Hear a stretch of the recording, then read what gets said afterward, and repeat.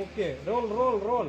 બોલો. Sikandar Lodha international private limited અહીંયા સાંતમમાં એને ઓફિસ ખોલી હતી અલ્બેનિયા અને લક્ઝમબર્ગ માટે, યુરોપ કન્ટ્રી માટે આ લોકોને ઝાંસા આપતો હતો અને હજારો માણસોના ઇન્ટરવ્યૂ રાખ્યા છે. મારી જાણકારી પ્રમાણે ઓગસ્ટ મહિનામાં એણે 3700 માણસના ઇન્ટરવ્યૂ લીધા છે અને શરૂઆતના એને 1 લાખ રૂપિયા ટોકન પેટે લીધા છે અને એના પછી નેક્સ્ટ મિટિંગમાં એને તમને વિઝા મોકલું છું એમ કરીને ફેક ઇન્વિટેશન લેટર મોકલ્યા છે બધાને અને 2.5 લાખ રૂપિયા ઉઘરાઈ લીધા છે. એમ કમસે કમ 3.5 લાખ રૂપિયા દોઢ વર્ષથી લોકોને લઈ રાખીને પછી એ લોકોને કોઈને યુરોપ કન્ટ્રીમાં નથી મોકલ્યા અને હવે એ લોકોના માઇન્ડ સેટ કર્યા રશિયા મોકલવા માટે અને રશિયા માટે ફરીથી એને ફેક લેટર કાઢ્યા અને એ ફેક લેટરના આધારે એ લોકોને વાયદા પર વાયદા લોકો 1.5 વર્ષથી 1 વર્ષથી કોઈક લોકોએ લોન લીધી છે પત્નીના ઘરેણા મૂકીને.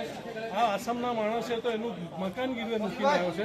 કોઈએ લોન લીધી છે વ્યાજ ઉપર, એ લોકો આજે હપ્તા ભરી રહ્યા છે. Not a single one. આજ દિન સુધી એક પણ માણસને એને બહાર મોકલ્યો નથી.